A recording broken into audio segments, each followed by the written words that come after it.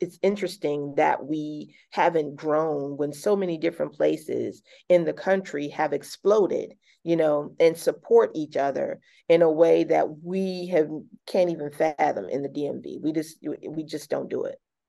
Well, let me ask you, because looking at it as like crews of musicians, for instance, to me that easily extrapolates to being like go-go bands. But do you think it's uh or what do you attribute it to? Is it because of go-go still? Is it because of bands or groups of people? Is it still the crab in the barrel? Is it just because it's not known for rap? Is it because the people that I think also it's the people that have made it don't sound alike. They're not coming with the sound. They're so different. Mhm. They don't resemble each other sonically and stylistically for that matter. Yeah, so I think one, we have to look at DC for what DC is. Everybody comes from every place to come to DC. So I think it's several different things. Go-go, we can't blame go-go on, what rap music isn't doing, because the thing that go-go has that DMV rap music doesn't have are advocates. They're advocates for DC, yeah, for go-go. You are not going to come in the city. You're not going to have any type of show, and you're not going to put a go-go band on it. You're gonna put some go-go there some place, and they have advocates to make sure that that happens as they should. When it comes to DMV hip hop, we don't have advocacy. We don't have anybody that represents us to say, you're not going to come in and have a hip hop event and not have a DMV hip hop artist on it or several DMV hip hop artists on it for whatever reason. People do this all the time. We have a lot of people that are not from here that run a lot of things here, and they don't have the interest because it's not their home. They're here doing jobs. That's what they're doing. And if they get a promotion in Chicago, they'll be in Chicago doing the same thing.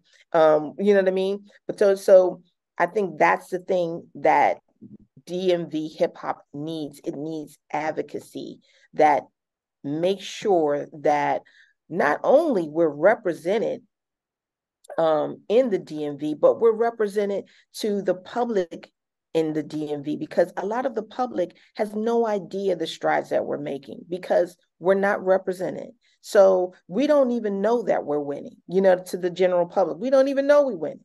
We know a few people that are winning, but there are artists that are making impacts in ways that we can't even imagine outside of just the obvious of making a hit record. There are artists overseas making impacts in the lives of African children, over in Europe, in different places in the world, and we don't know that. We don't have anyone saying this, to our audience, our immediate home audience, as well as nationally or abroad. So we're not known for it.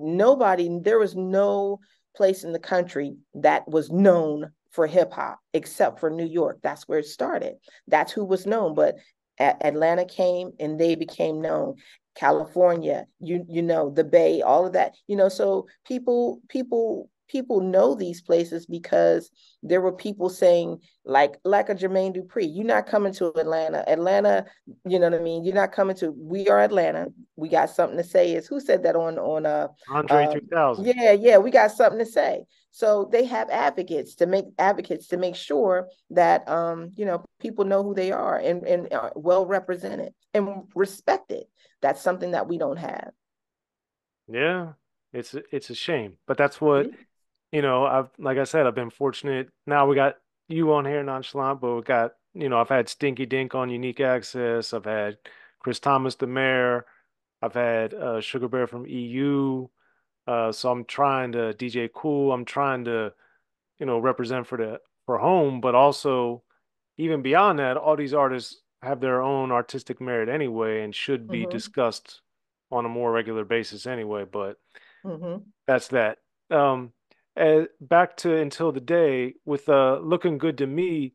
One thing I remember about that too was that uh, one of the qualities you were looking for in a man was not only the looks, of course, and skills, but the brains, like intelligence. So, um, given that so much of relationship stuff, I think it's confused with Mm-hmm. discussions of sex. Why was intellectually wanting to be drawn to a man or to a partner so important for you to identify on that song? Yeah, I mean, because you want to be able to talk about, you want to be able to have a conversation. I Well, you mean, laugh, but as you know, a lot of music doesn't talk about that. It's all yeah, physical. It's all physical instead of an actual relationship or actual intellectual conversation or any non-physical stimulation. So that, right. you know, Yeah. I mean, and I think, people don't say it, but I think everybody wants that. I just said it because honestly, that's what I want. I want to be able to say, talk to you, and have discussions about different things. So yes, I'm looking for brains, good looks, and skills. Step on up. Yeah. So I mean, it rolled off the tongue for one thing. I'm looking for brains, good looks, and skills. It was good for as an MC, but definitely um, you just want to be able to, yeah, you definitely want to be able to have a conversation with the person that you're with. Because I mean, you're gonna get bored at some point in time. I mean, how much sex can you have? Then you're just sitting there, right? You're just laying there. So, right. Fair enough. Now, getting back to more political stuff, of course, the Lights and Sirens on Until the Day deals with police brutality, mm-hmm, which sadly was going on in 96 for centuries before that and mm-hmm. continues till today. So, with 5 o'clock and with Lights and Sirens, did you uh, see any parallels to how those songs were received, or was it totally different? One being a huge smash single that goes gold in 5 o'clock, and then Lights and Sirens being an album cut. So definitely, of course, 5 o'clock is what it is. So, but when I did Lights and Sirens, when I would perform Lights and Sirens, it was very theatrical wherever I went. I made it very theatrical with the whole arrest, the whole red lights, the whole flashing thing. And that song came about because a good friend of mine at the time, her mom was pulled over. Her mom was pulled over for no reason at all. She said she was a head nurse at a hospital. She was the head nurse in ICU, and she had just worked a double. She was driving home. I think may have been like, if I remember correctly, it may have been about maybe 3 or 4 a.m. when she was coming home. And I know exactly where she was when she was pulled over. Stop sign. She said she rode to a stop. Maybe she didn't come, like to a complete stop where, it's just like she's sitting there or whatever. But it's 3 a.m. It's no traffic. She said she came to a stop and then she drove to the stop sign. Police pulled her over. And they took her through this whole rigmarole of license, registration, do you have any drugs in the car? And this is a older woman and in a nurse's uniform. And when she got home and explained what had just happened, she was just so distraught from what had just happened. Um and it was just, she said she explained to the officers, what, I just, I'm a nurse, blah blah blah. She's older, and she said she was out there for like 20-30 minutes, sitting there running the license, and it was literally like her maybe 5 minutes from her house.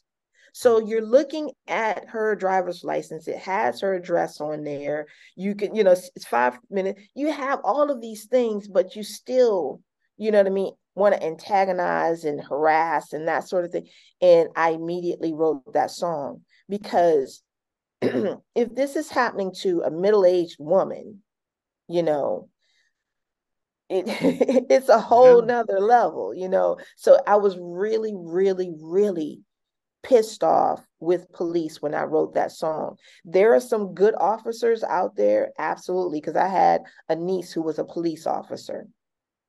But there are some officers, like I said, just out there, just excuse my expression, fucking it up for everybody. Just that those one or two in it's grown. But those few in the barrel that just make it hard for the rest of them and make their jobs difficult and make our lives hell. So that's where Lights and Sirens came from, out of an actual event that took place of harassment. It wasn't the, throwing somebody on the ground, but just that unnecessary trauma that she went through. It was ridiculous. So that's where it came from.